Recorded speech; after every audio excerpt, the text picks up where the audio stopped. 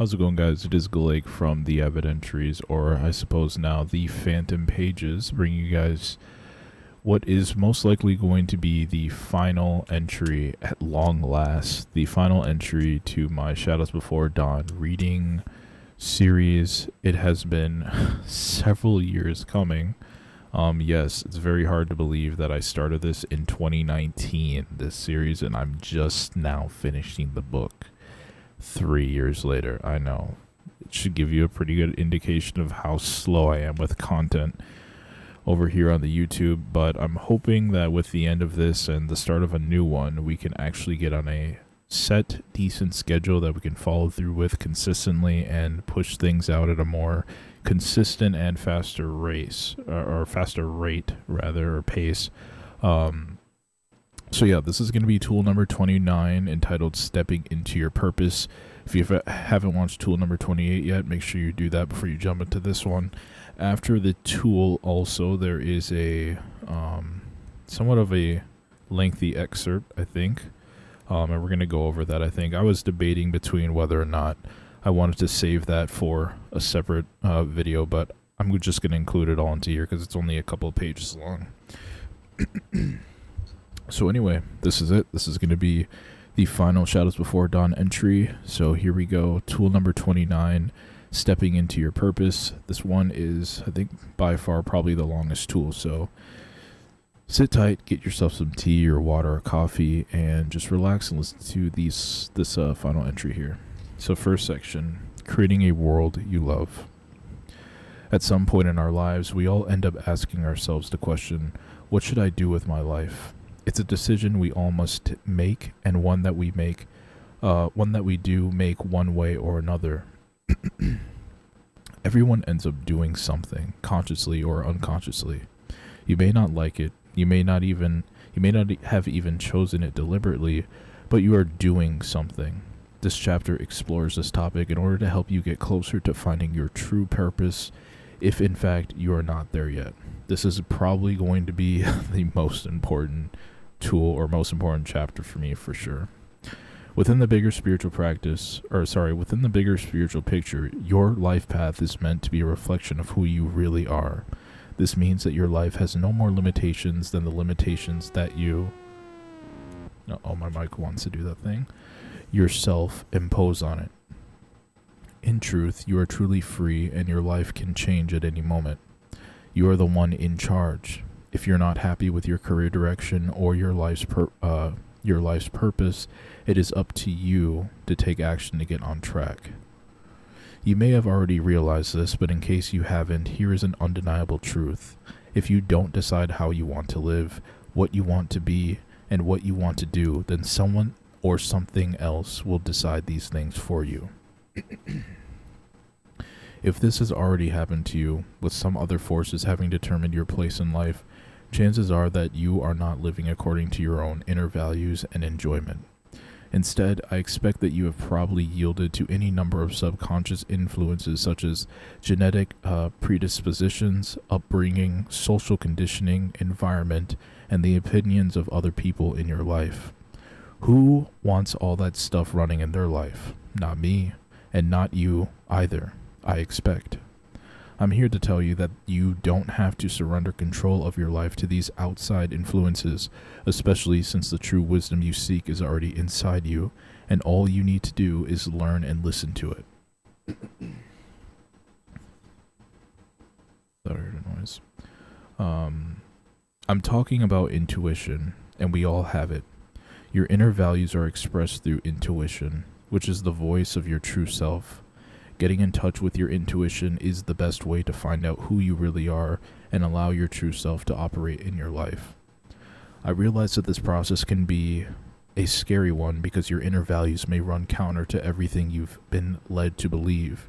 Your inner values may even run counter to the inner values of everyone else around you. But if you are brave enough to live according to your own inner values, the result will be a level of freedom, joy, and fulfillment that you have never before experienced.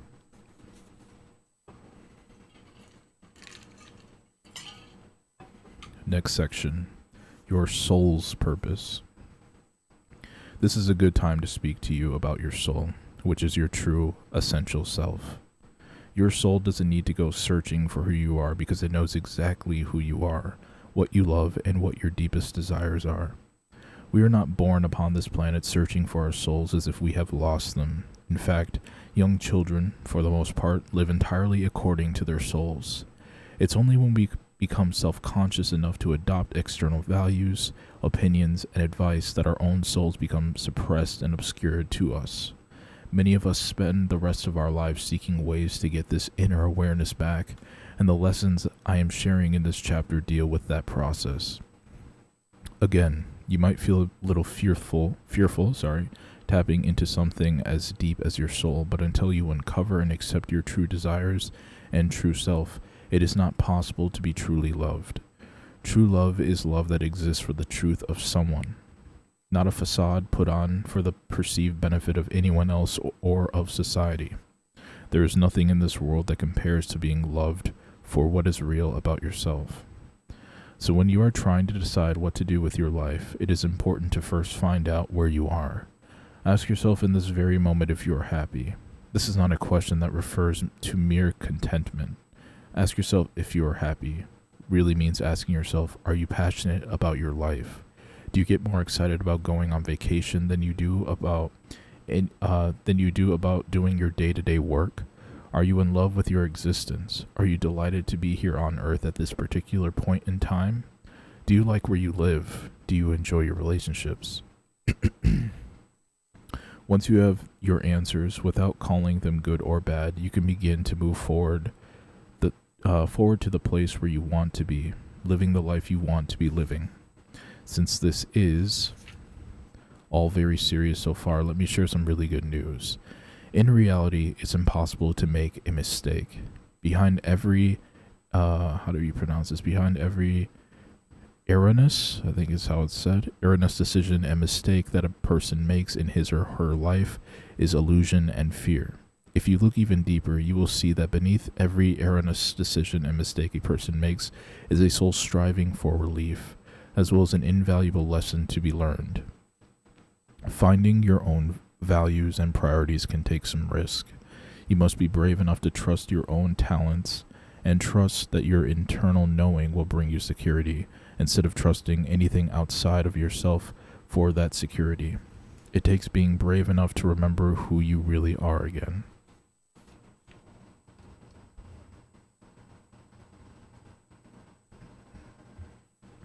Next section, rediscovering your natural passions. So let's accept that a major reason people don't live the lives they wish to live is because of negative beliefs. We touched upon negative beliefs in many of the previous chapters. You no doubt recall that beliefs are just thoughts that are repeated so often that they become reality. We develop beliefs because of conditioning, and many of these beliefs limit our reach within regard to our careers and our life purpose. You may believe many of these familiar mantras. We have all heard them. No one can make a living without doing this or that. Fun is just irresponsible. You are worthless if you don't go to college. Many of us are turned away from our natural desires by adopting these kinds of limiting beliefs and values, which are drummed into us by authority figures at such a young age. Too many of us have lost touch with our desires completely, but here's a bit of more good news. Your spark is still there. You just need to find it and reignite it. One of the best ways to get back in touch with the real you is to think back to your natural inclinations as a child. Make a long list of things you knew you loved when you were a child. Make a list of your natural talents and try to remember what you wanted to be when you grew up. Now, after you make that list, make sure to ask yourself, why did I love those things? Why did I want to grow up to be those things? Then ask yourself, do I still enjoy and practice these things today? If not, why not? Why can't I remember what caused me to stop? Was it because of someone else? Do I remember how it felt to stop doing those things? From this point, fast forward to today. Ask yourself what has been your favorite part of your life so far and why. Get as detailed as you can in order to discover the true reason you enjoyed it so much. After that, ask yourself, what am I passionate about in my life currently? Have I put my passions on the back burner, or are they the primary focus of my life? This process will help you understand what it is that you truly enjoy and separate these true passions from the ideas in your conditioned and logical brain, which, being mechanical in nature, has often been taught to minimize feeling states such as joy and passion. If you're a person who says that passion isn't, if you're a person that says that passion just isn't your personality or isn't necessary in life, you should know that you have sacrificed too much. If you're living on purpose instead of by default, passion will be the normal state of your life. If you're living on purpose instead of by default, passion will be the normal state of your life. Following your passions will not suddenly transform you into an unbalanced emotional wreck. Instead, it will push you to live up to your full potential. In case you haven't noticed this either, in this world, intellect can only get you so far. There's a difference between deciding to achieve a goal and actually achieving it. Your intellect can manage the former, but it's incapable of achieving the latter. You will feel passion directly as the emotional result of heading in the right direction. If you find that the passion is gone from certain parts of your life, you will feel that lack and know that it's time to make a new decision. It's time to change directions. Next section, mining for gold. When you allow yourself to be who you really are, then what you are meant to be doing will present itself without you even having to look for it. But it can be quite enlightening to play around with what your life's purpose might be. The following is a fun exercise designed with this very aim in mind, and it requires you to practice listening to your emotions. Okay. Start by taking out a sheet of paper and writing down a list of all the things you can think of that might be your life's purpose. Any answer that pops into your head should be written down. Repeat this as many times as you possibly can until you reach the answer that evokes a strong emotional reaction from you. In other words, the one that on the list that makes you want to cry. This usually takes some time to happen.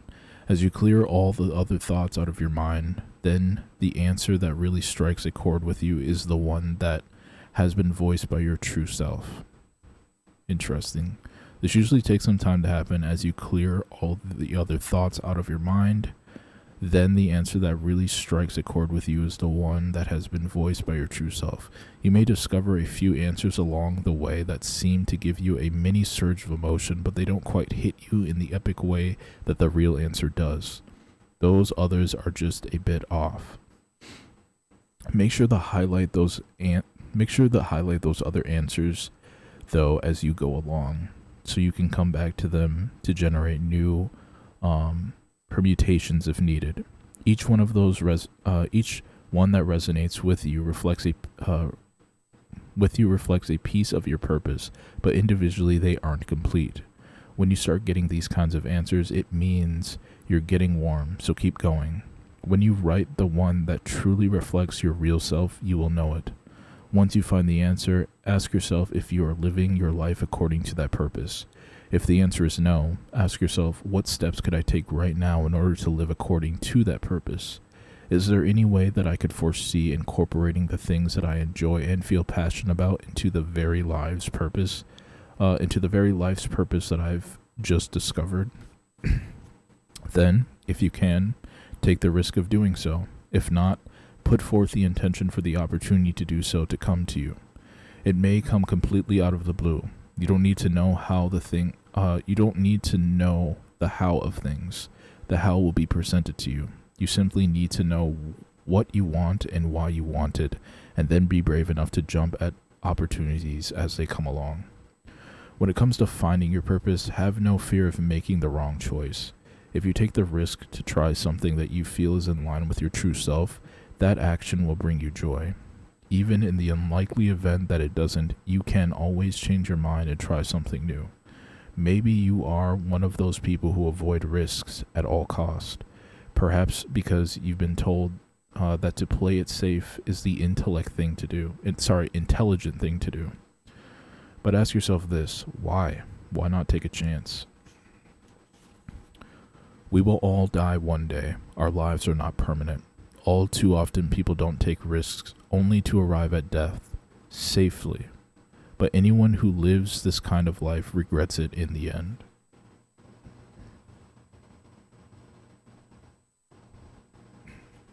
Next section. The mind of a self-explorer. If you feel completely and utterly cut off from your talents and your truths and your own sense of enjoyment, now is the time to start trying new things. Take a class or select a hobby that is completely out of your comfort zone.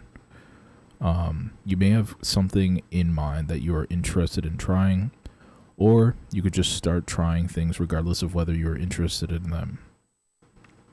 If you're not sure what to try, ask other people for their suggestions and dive in.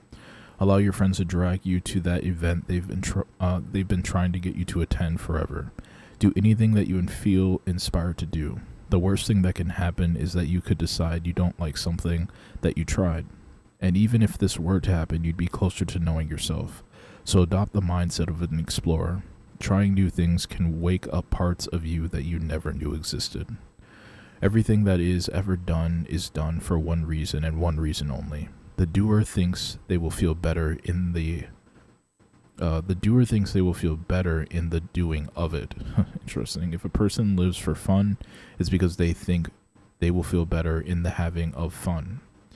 If a person lives to help others, it's because they think they will feel better by helping people. If a person lives for purpose, it's because they think they will feel better if they have purpose. So you see, everything ever done is therefore done in the quest for happiness. So why not cut right to the chase and make happiness the true goal of your life? If you begin to do this, you will find yourself on the path toward your ultimate desires, even if it is a path you never in a million years thought you would find yourself on. Treat each day as if it could quite possibly be your last. If you do this, you will search for enjoyment above all else. Therefore, you will be living all your days according to your true nature. You might as well. We live in a mutable world where there is no such thing as permanence. We are meant to come into life and to find our calling here through exploration according to our own joy, so my advice is to go for it. Next section. How it feels to follow your passion. In your quest for meaningful purpose, it is a wonderful system. Yes, it is a wonderful system that your soul self vibrates energetically at the same level as the attainment of your every desire. It vibrates at the level of your joy. So when you are feeling joy, it is because you have found resonance with that inner aspect of yourself. This is profoundly important because once your life begins to resonate with your higher self, you are an energetic match to every condition that matches your happiness, and all you have to do is watch it unfold before you. Every opportunity, person, event, circumstance, and thing that supports happiness in your life will show up for you when you have the courage to follow how you feel as your only compass directing you through life. Let me read that. You have the courage to follow how you feel as your only compass directing you through life. Okay. Don't be surprised if you feel a sense of destiny in this activity that is your ultimate passion, and that it takes no effort for you to do it. You may have been taught that there is virtue in effort, but this is not the case. The vibrational definition of effort is struggle. If you feel yourself struggling in any way, that is your indication that you are going cross current to the direction that your soul self is trying to lead you. So as you proceed with your purpose, it may take some form of exertion or So as you proceed with your purpose, it may take some form of exertion or dedication, but you will feel joy in that exertion and dedication that will thereby disqualify your actions from being called a struggle. Very interesting. The hours you spend doing it will instead feel like minutes. You will not want to be anywhere other than where you are. Next section. How our life purpose really works. Now is the time I can let you in on a little known secret. We often make a mistake when we are searching for our life purpose because we look for what we are supposed to do or to have in this world, when in fact our purpose comes instead in the form of what we are supposed to give to this world. It is only through the giving of this gift that we can ever receive and allow our true self to express itself into this world. Interesting. Okay. Giving this gift should not feel as if you are losing anything. It should instead feel as if you are gaining more from life than ever before. It should instead feel as if you are gaining more from life than ever before. Okay, and so here are the two questions you should be asking yourself every day. What am I meant to give in this life? And what is trying to come through me and express itself today? Don't worry that you don't have anything to give, because embedded in the soul of every being who is born to this earth are a number of gifts that are intended to be shared with the world. For some of us, the gifts we came in with are obvious. We can't help but share them from the minute we touch down. For other people, their gifts are less obvious. Some of us may even doubt we even have them at all, but I assure you that there is not a soul born without a gift, waiting and ready to be discovered and shared. Each and every gift that is waiting to be expressed is an equally valuable part of the balance of this world. Each gift is a necessary part of the whole. Just remember, these gifts don't come in the package of duty. They are delivered in a package of joy. So as simple as this sounds, we are meant to share the things that bring us personal joy. Therefore, finding your purpose is no more complicated than opening your heart to what you love and then sharing it with others. It is a gift to the world when an athlete performs a great jump shot during a basketball game. For that basketball player, the joy of playing the game is its indication that his gift to share to the world is the expression called playing basketball. It is a gift to the world when a writer releases a new book. For the novelist, the joy of writing a story is her indication that her gift to share with the world is the expression called writing a book. It is also a gift to the world when someone conveys information. For the professor, his joy of verbally speaking his truth is his indication that his gift to share with the world is the expression called teaching. It is a gift to this world when one person offers a great meal to another person.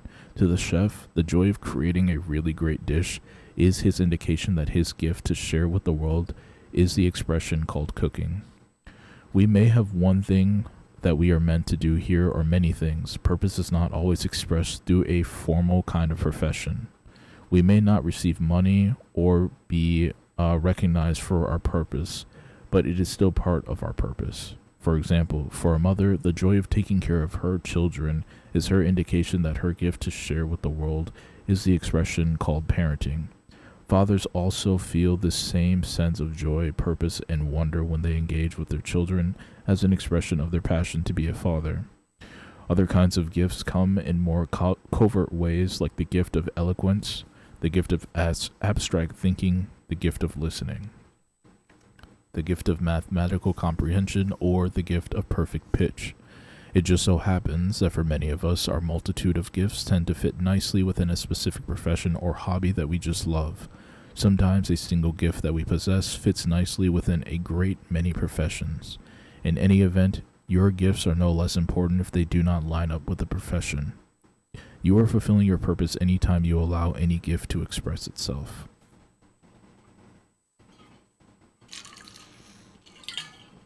I feel like this next section is probably one that most people would be interested in. Next section, when purpose adds to profit. The main reason that our purpose is often expressed through a profession is that our current society calls for us to make money and spend most of our day doing so. Since most of us would rather be happy than miserable while making money, we choose to make money in exchange for something that we love doing. When you think about it, this is definitely the choice that someone who loves themselves would make. Don't let yourself be talked out of the system by your ego. The ego mind is dissatisfied with the idea that purpose can be as simple as doing joy-filled acts each day, because ego doesn't come into this equation and feels slighted that it doesn't have a role to play when it comes to true purpose. Because ego doesn't play a role and it is not being validated, it loses control, and therefore you will find that your ego will go to great lengths to minimize the importance of doing the things that you love. Your ego will try to convince you that if you are enjoying what you are doing, then your life must be meaningless and you aren't doing enough. Your ego will tell you this, and it also tells other people the same lie. Your ego will tell you that unless you are saving the world or engaging in some other special, heroic, significant act on a mass scale, you are missing out on your purpose. But don't listen to that nonsense from your ego. It cannot be further from the truth. Ego loves to measure everything by quantity. The bigger the better, the more valuable.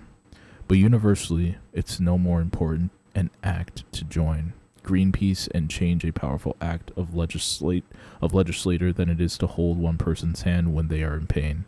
No purpose is more or less valuable than another, regardless of how many people that purpose affects. All right. I guess there is another section. I think actually, this, what I thought was an excerpt is actually it's like another chapter. It's just not a tool.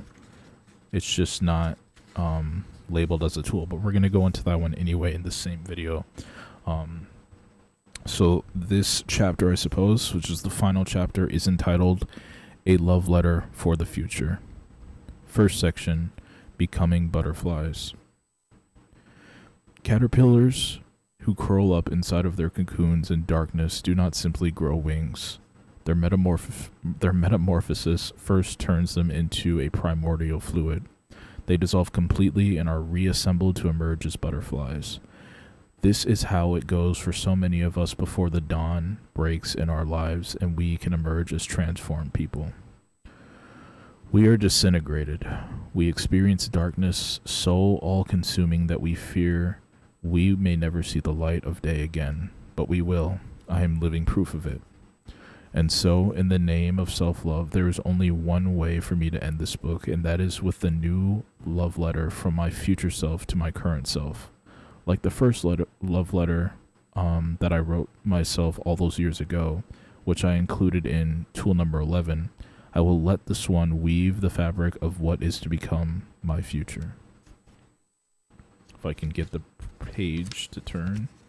When there are very few pages left, it just becomes so hard to turn. Let me make sure. I hit play on. Dearest Teal, the omnipresent dust of the past once covered your present and frosted your future with grief that with its disheveled hands pulled you back in time. You kept on breathing, even when your world was shattered, and because of that bravery, I can tell you now that when the world is shattered like a window, no glass remains between you and the sunflower that was always there. No illusions, no barriers, just the opportunity to see it. Hurt is a stopping point before life flows down a completely different road. If you resist the current of where life is now taking you, if you try to change what cannot change because it has already been written in time, you are drowning. You are shutting life out just as you once shut out the sunflower with the glass of your life. It is only when you let go and surrender to the current that you have a chance of taking in air. When the world was shattered by grief, you didn't take your own life like you thought you would. You were brave enough to go with the current, and you didn't shut life out. Because of that bravery, you saw the sunflower, and that is what I love the most about you. I can imagine you sitting with your paintbrush, drawing the colors across the canvas, wondering how it is all going to turn out. Well, I am here to tell you that it is all going to turn out fine. In fact, take your definition of fine and multiply it by 1,000,000. You will live to see every single one of your dreams come true. You have created a legacy of positive world change. You have started centers and programs in too many countries to mention. Headway Foundation took on the world and won. It pioneered changes in the food industry, healthcare industry, the justice system, the educational system, animal welfare, environmental protection, child care technology, and end-of-life care, just to name a few. The best day of your life so far is when you walked into an office room full of stoic, impersonal men in suits, wearing your bright-colored spiritual attire, and signed your name on the documents that were drafted to adopt your justice system programs into the mainstream jails. You always knew that that day would be the best day of your life, and it happened. Sometimes it seems like everything you touch turns to gold. Your son grew up to be an emotionally intelligent man who follows his joy no matter where it takes him, and he comes home of his own volition because he loves you and wants to eat your cooking. Your community is still around you. You have grown old together, and when they look back over their lives, they tell you that living with you made their lives epic and full of meaning, and there is nowhere they would rather be. In truth, so many things have gone better than you wished for them to go that there are too many successes to mention in this letter. I will just have to let you experience it all for yourself over the years that are to come. I just want you to know that even though you have finally learned how to love yourself, the love that you feel for yourself today does not compare to the love that you will hold for yourself in the years to come. I love you more than you know. You are wonderful, and I am proud of you. I would love you and be proud of you even if you had spent your life curled up in an institution like they told you that you would. I would love you even if you had achieved nothing. But your achiever personality took you all the way to the moon, which is ironic because when there is a full moon, you look up at the sky and wish for two things. The first is to find freedom and happiness, and the second is to be able to teach others exactly how to find it. And that wish has come true. You have found happiness and you have found freedom. You have taught people exactly how to find it too. You taught them by example because freedom is in the reclaiming of self, and the turning of cyanide into honey, and happiness is the pinnacle of color, sketched into a world full of petals, all of which grow from soil. Perchance the squalid circumstances of our given lives were none but a call to ripen. For the life within a life is transcendental, forever searching out the ways the world has beseeched us, in order to unite us again with a kind of soundness so brave it drowns out the throes. So you can see that beauty in its most absolute forms is not virgin to ransom, but instead it comes from it. With love always, you. All right. And that pretty much completes Shadows Before Dawn. There's a short little page that's about the author. I think these are at the end of most books. And I think there's something similar at the beginning of the book, but I might actually be thinking of the previous book, Sculptors in the Sky. But yeah, that officially concludes Shadows Before Dawn.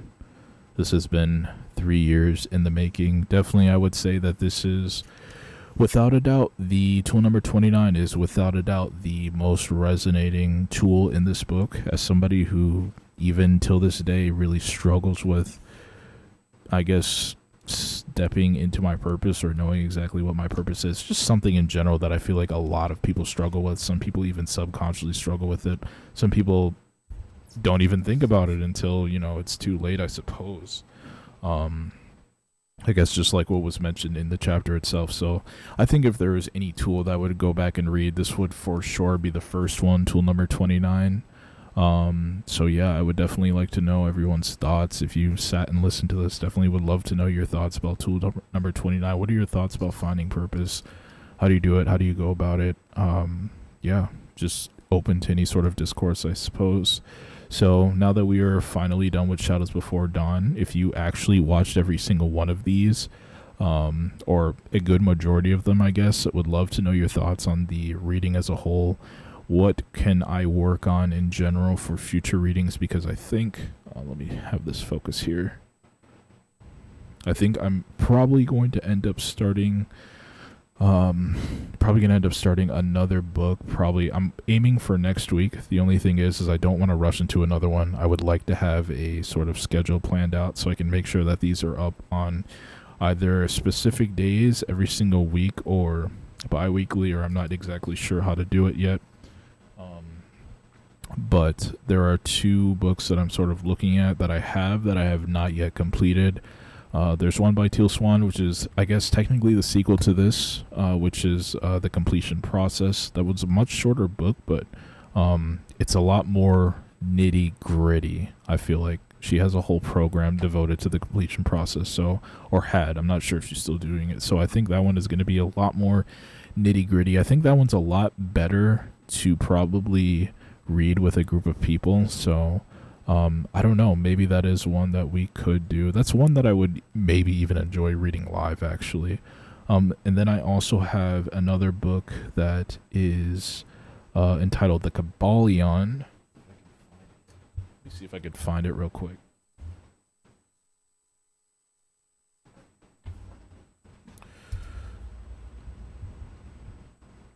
Yeah, so this is a little bit different. The Kybalion, I believe, is how you pronounce it.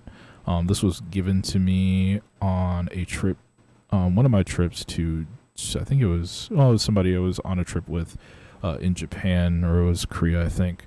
And he gave it to me at the time. I don't know how he knew I was into this sort of stuff, but he gave it to me, and I just took that as an absolute symbol, or an absolute sign that, yeah, I definitely have to read this. So this is a study of the Hermetic philosophy of ancient Egypt and Greece. I think there's a lot of, spiritual related stuff in here, and I feel like, if you're generally interested in the spiritual community, generally interested into metaphysical things, this is definitely worth checking out.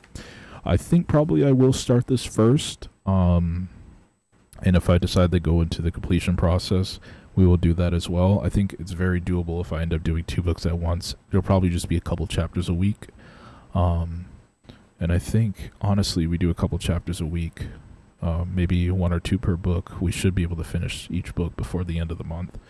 This just does not want to focus, does it? It really doesn't. But anyway, that's going to do it for this one, guys. Thank you for watching. Thank you for sticking around during this whole reading series. Still really trying to figure out exactly which direction I'm going to take in this channel, but for sure readings are going to sort of be a permanent content. Readings are going to be permanent content here, so you could definitely expect those for sure, but I think I'm going to be making some small tweaks and changes to the channel going forward in the near future here as I sort of shift the content away from what was the Avid entries, and I guess which is now the Phantom pages, and sort of where I want to go with that stuff as far as video content goes. So that's going to do it for now. Thanks for watching. Much love to you guys. Thank you for checking these out. If you did, I appreciate the energy, and I will catch you guys in the next video. Take care.